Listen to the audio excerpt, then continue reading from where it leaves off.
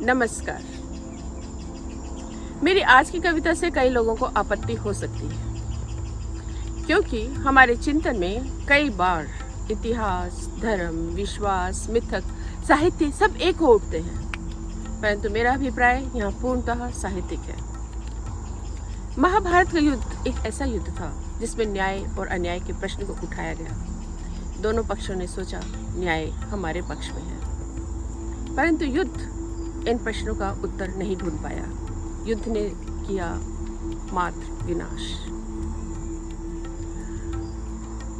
न्याय क्या है, इस प्रश्न का उत्तर मानवता आज भी ढूंढ रही है, परंतु उसके लिए युद्ध करना अनुचित है, यह महाभारत के युद्ध से ही प्रमाणित हो जाता है। और विशेषकर आज के युग में जब तकनीक इतनी उन्नत हो चुकी है कि पृथ्वी को कई बार नष्ट किया जा सकता है, तो हमें युद्ध के विकल्प को ढूंढना चाहिए।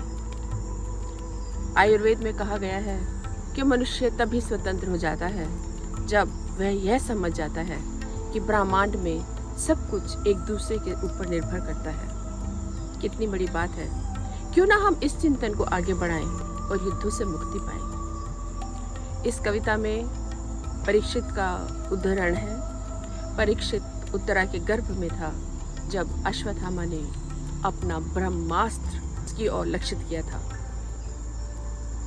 उसका जब जन्म हुआ तो मृतक था।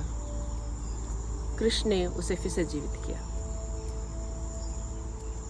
तो प्रस्तुत है कविता केशव।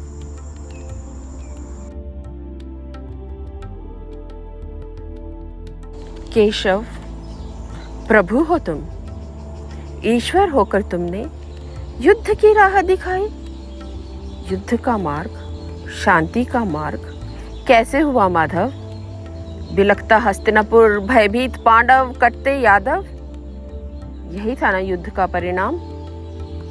मृतक परीक्षित भले ही जी उठा हो, परंतु आने वाला युग तुम्हारी गीता की कथा तो कह सका, पर उसे जी न सका। आने वाले युग को तुम युद्ध की धरोहर देकर प्रभु बन गए। तुम्हारी विरासत में सिर्फ गीता नहीं, माँ बहनों का चित्कार भी है। तुम यदि ज्ञाता थे तो क्यों नहीं समझा कौरवों को इसका उत्तराधिकारी? कहते दुर्योधन से, कुंठाओं से निकलो, मैं बनूंगा पथ प्रदर्शक। ईश्वर थे तुम, फिर कैसे चूक गए? केशव कैसे चूक गए?